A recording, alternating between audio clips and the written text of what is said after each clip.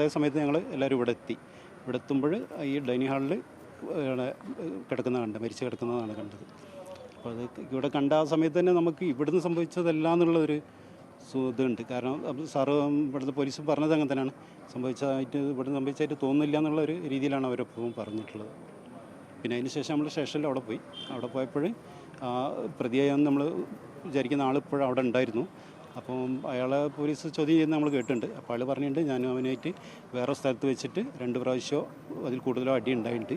അതിന് ശേഷം ഞങ്ങൾ തിരിച്ച് ടൗണിലേക്ക് പോയി. അതിന് ശേഷം അവന് വയറുവേദന ആണെന്ന് പറഞ്ഞു. ഞങ്ങൾ ഇങ്ങോട്ട് വന്നു. അങ്ങനെയാണ് അവനവിടെ മൊഴി കൊടുക്കുന്നത് കേട്ട്. കോഴിക്കോട് മുണ്ടുപാലത്ത് 34-കാരനായിട്ടുള്ള ഷെരീഖ് അഹമ്മദാണ് മരിച്ചത്. സംഭവം കൊലപാതകമാണ് എന്നുള്ള പ്രാഥമിക നിഗമനത്തിലാണ് പോലീസുള്ളത്. അതുമായി ബന്ധപ്പെട്ട് പന്തീരങ്കാവ് പോലീസിൻ്റെ അന്വേഷണം തുടരുകയാണ്. നമുക്കൊപ്പം ഇപ്പോൾ ഷെരീഖിൻ്റെ ബന്ധുക്കൾ കൂടി ചേരുകയാണ്. എപ്പോഴാണ് നിങ്ങൾ ഈ സംഭവം അറിഞ്ഞത്? അതുപോലെ ഇതൊരു കൊലപാതകമാണ് എന്നുള്ളൊരു പ്രാഥമിക നിഗമനമാണ് പോലീസിൻ്റെ ഭാഗത്ത് നമുക്ക് ലഭ്യമാകുന്നത്. നമ്മളിത് അറിയുന്നത് രാത്രി ഒരു 1:30 മണിയാകുമ്പോഴാണ് അറിയുന്നത്. ആ സമയത്ത് നമ്മുടെ നാട്ടിലൊരാൾ വിളിച്ചിട്ടാണ് പറയുന്നത്. അപ്പോൾ ആ സമയത്ത് തന്നെ പോലീസ് സ്റ്റേഷനിൽ നിന്ന് എനിക്ക് കോളും വന്നിട്ടുണ്ടായിരുന്നു. അപ്പോൾ ഞങ്ങളോട് ഇവിടെ എത്താനാണ് പറഞ്ഞത്. ഈ സ്ഥലത്തെത്താൻ ഇങ്ങനെ ഒരു സംഭവം നടന്നുണ്ട്, ഇവിടേക്ക് എത്താൻ പറഞ്ഞു. നമ്മൾ അതേ സമയത്ത് ഞങ്ങൾ എല്ലാവരും ഇവിടെ എത്തുമ്പോൾ ഈ ഡൈനിങ് ഹാളിൽ മരിച്ച് കിടക്കുന്നതാണ് കണ്ടത്. അപ്പോൾ അത് ഇവിടെ കണ്ട ആ സമയത്ത് തന്നെ നമുക്ക് ഇവിടുന്ന് സംഭവിച്ചതല്ല എന്നുള്ളൊരു ഇതുണ്ട്. കാരണം സാറ് ഇവിടുത്തെ പോലീസ് പറഞ്ഞത് അങ്ങനെ തന്നെയാണ്, ഇവിടുന്ന് സംഭവിച്ചതായിട്ട് തോന്നുന്നില്ല എന്നുള്ളൊരു രീതിയിലാണ് അവരെപ്പോഴും പറഞ്ഞിട്ടുള്ളത്.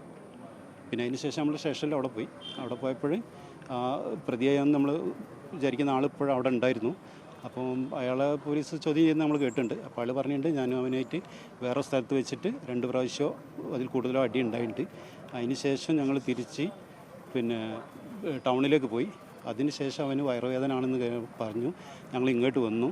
അങ്ങനെയാണ് അവനവിടെ മൊഴി കൊടുക്കുന്നത് കേട്ട്. പക്ഷേ ഇവന് രാത്രി 10 മണിൻ്റെ മുമ്പായിട്ട് തന്നെ അവന് വീട്ടിലുള്ള അവൻ്റെ ജ്യേഷ്ഠന്മാരോടോ അങ്ങനെയുള്ള കുടുംബത്തിൽ ആരോടൊക്കെ വിളിച്ച് പറഞ്ഞിട്ടുണ്ട്, ഞാനിങ്ങനെ ഒന്നും സംഭവിച്ചില്ല, ഇങ്ങനെ ചെയ്തിട്ടുണ്ട്. അങ്ങനെ പറഞ്ഞിട്ടുള്ള പേരും ഞങ്ങൾക്ക് അറിഞ്ഞിട്ടുണ്ട്. അപ്പോൾ ഞങ്ങളും തെറിയായിരുന്നു ഇത് ആരെയാണ് എന്താണെന്നുള്ളത്. പക്ഷേ ഞങ്ങൾ ഇങ്ങനെ ആളുകളൊക്കെ നോക്കി, പക്ഷേ ഞങ്ങൾക്ക് കിട്ടിയില്ല. അതുകൊണ്ട് പിന്നെയാണ് ഞങ്ങൾക്ക് 1:30 മണിക്ക് ഇതിങ്ങനെ ഇത് കേൾക്കുന്നത്. അഷ്റഫ് എന്ന് പറയുന്ന ആളാണ്. അഷ്റഫ് എന്ന് പറഞ്ഞ ആളെ ചെയ്ത് അറിയുന്ന നാട്ടിലുള്ളത് തന്നെയാണ്. പിന്നെ ഇവന് അവിടുന്ന് ചെയ്തിട്ട് ഇവിടെ കൊണ്ട് ഉപേക്ഷിച്ചതാവാനാണ് ചാൻസ്. മറ്റ് സുഹൃത്തിൻ്റെ ഫ്ലാറ്റാണെന്ന് അവൻ പറയുന്നുണ്ട്. അത് അത്രയാണ് നമുക്ക് ഇതിനെപ്പറ്റി അറിയുന്നത്. പിന്നെ ഒക്കെ ഇനി ഇവർ കാര്യങ്ങളും അന്വേഷിക്കണം. കാരണം അവിടുന്ന് ചെയ്തിട്ട് ഇവിടെ കൊണ്ടുപോയിട്ടതായിട്ടാണ് നമുക്ക് തോന്നുന്നത്. ഇവിടെ അവൻ്റെ ഒരു സുഹൃത്ത് ഇവന് കാണാതായി 2 ദിവസമായിട്ട് കാണാതായി എന്നൊക്കെ മീഡിയയിൽ കേൾക്കുന്നുണ്ട്. അതൊന്നും ശരിയല്ല. ഞായറാഴ്ച ഉച്ചക്കാണ് ഇവൻ വീട്ടിൽ നിന്ന് ഇറങ്ങിയത്. ഇവന് വയനാട് റിസോർട്ടായിട്ട് ബന്ധപ്പെട്ടുകൊണ്ട് സോഫ്റ്റ്വെയർ ഡെവലപ്പറാണ്. അപ്പോൾ അത് ചെയ്യാവുന്ന ജോലിയൊക്കെ ചെയ്യുന്നുണ്ട്. അപ്പം ചിലപ്പോൾ ഒരു ദിവസം പോയിട്ടുണ്ടെങ്കിൽ ചില പിറ്റേന്നൊക്കെ അവിടുന്ന് വരുന്നത്. അപ്പോൾ ഇന്നലെ വൈകുന്നേരമായിട്ട് കാണാത്തപ്പോൾ അവൻ്റെ വേറൊരു സുഹൃത്തിനെ വിളിച്ച് ചോദിച്ചു ഇവനെ കണ്ടിട്ടുണ്ടോയെന്ന്. അപ്പോൾ ഓൻ പറഞ്ഞ് ഓന് പറഞ്ഞ് ഇവിടുത്തെ മറ്റവൻ എടുത്തതാണ്. മറ്റവൻ തമ്മിൽ ലേശബന്ധമുള്ള ആളുകളാണ്. അപ്പോൾ എന്തോ ഒരു സാമ്പത്തിക ബിസിനസ് ഉണ്ടെന്നാണ് നമുക്ക് തോന്നുന്നത്. കാരണം അതായിരിക്കണം ഇതിൻ്റെ കാരണം എന്നാണ് തോന്നുന്നത്. അപ്പം അവൻ വന്നുകൊണ്ട് ആ സുഹൃത്ത് വന്ന് ഇവിടെ നോക്കുമ്പോൾ 10 മണിയാകുമ്പോൾ ഇവിടെ ആരുമില്ല, ലൈറ്റൊക്കെ ഓഫാക്കിയിട്ടാണ്. അതിന് ശേഷമാണ് പിന്നീട് ഇവിടെ കൊണ്ടുവന്നിട്ടുണ്ടാവുക. അങ്ങനെയാണ് ഞങ്ങൾ ഉദ്ദേശിക്കുന്നത്. ഇത് ദുരൂഹത ഒരുപാടുണ്ട്. അവൻ പറഞ്ഞത് എന്താ പറഞ്ഞാൽ ഇവർ തമ്മിൽ 4 ദിവസം മുമ്പ് ഇവർ മാത്രം വെച്ച് ചായ കുടിക്കുന്ന കണ്ട ആളുകളുണ്ട്, മാത്രങ്ങളിൽ വെച്ചിട്ട്. അപ്പോൾ അവനോട് മറ്റവൻ പറയാനോ ഉദ്ദേശിച്ച് ഒന്നിപ്പം മരിച്ച വിവരം അറിഞ്ഞപ്പോൾ അവൻ്റെ അടുത്ത് ഇങ്ങനെ കണ്ടപ്പോൾ എന്നോട് പറഞ്ഞു ഇങ്ങനെ സംഭവം ഞാൻ അവനെ കണ്ടിക്കണം, അവനുമായിട്ട് ഇടപാട് നടത്തരുത് ഉള്ള ഇൻഫർമേഷനാണ് മറ്റവൻ പറയാൻ വേണ്ടി പറയാൻ പിന്നെ അവനെ കണ്ടില്ല എന്ന് പറഞ്ഞു.